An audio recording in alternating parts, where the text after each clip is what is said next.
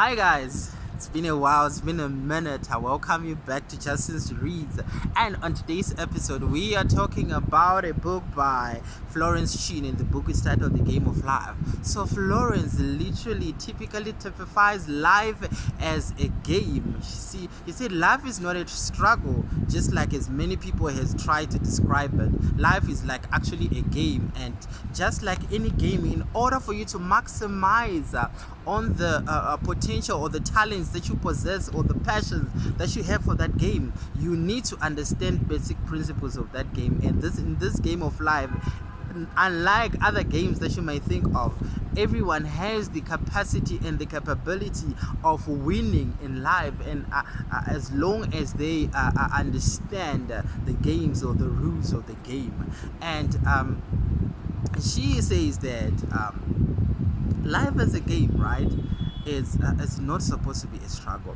When you find yourself struggling in life, right, he said you have literally violated spiritual laws. That's why you ended up where you are. And she spoke about different laws: the laws of love, the game on its own, the laws of karma, the laws of resistance and non-resistance. So I'm just gonna speak about a few things that stood out for me in this book, and I actually urge anyone to get it because it's loaded, it's transformative. It contains a lot of principles that some of you might have heard, but the way she puts it, it's in a way that it becomes clearer. It moves you into action, really. So the first thing that she spoke about is the fact that you are where you are right now because of your own doing, right? It's a statement that I've heard. It's a principle that has been made available to me in the past, and at some point I used to resist it.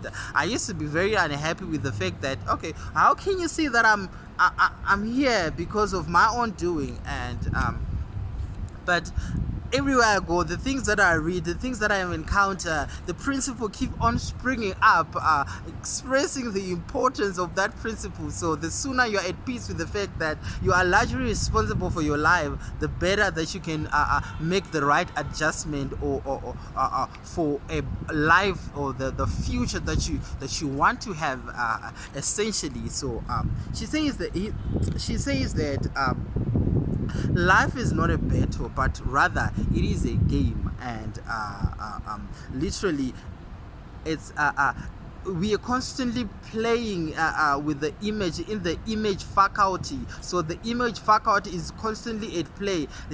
Then she took out three elements that are very important to understand: the subconscious mind, the conscious mind, and the superconscious mind. So the subconscious mind is like the inherent power of that direction, and this is actually very important and very key in how we are actually going to turn out, because we constantly feed our subconscious mind, and the subconscious mind has no humor. It cannot distinguish between a joke and reality. So you have to be careful of the things that you process, of the things that you feed yourself, your subconscious self, because it is like a scissors constantly cutting your future. As you think something, as you imagine something, as you say something, you are literally cutting pieces of events in the future. And guess what? You are in the process of creation, and you know what's going to happen at a certain time, at a certain point in your future. You're going to meet your creation. You're going to encounter the things that you created. So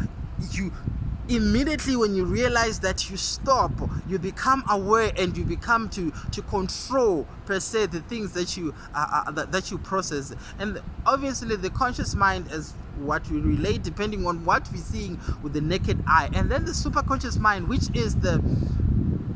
she calls the God mind.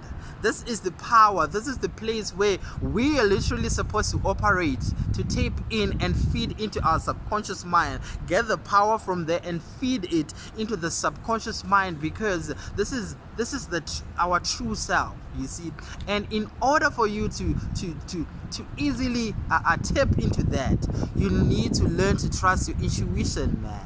You see, the leading, that voice that comes from the inside, learn to trust that voice, learn to follow that voice. And because it's more often than that's the leading of God. And people normally don't follow it because the leading, the prompts that comes from there, it's like too good to be true, so they don't follow it. They rather reason and think about something else that is beyond the voice or the leadings, the promptings that they're having on the inside, and they miss out on the opportunity to become better people. So she said, a man that does not understand the fact that words are important is living in the past. And so your intuition, they are very important. Learn to be guided from within, from inside of you. That's where the creative mind is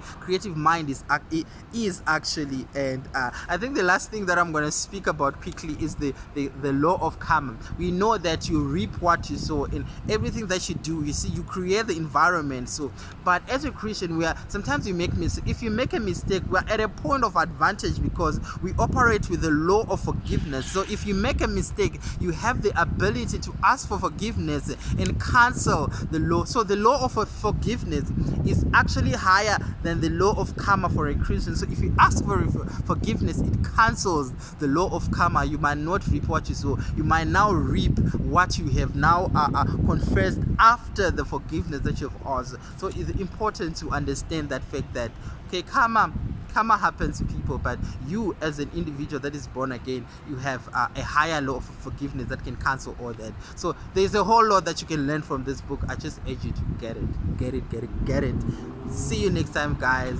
Peace.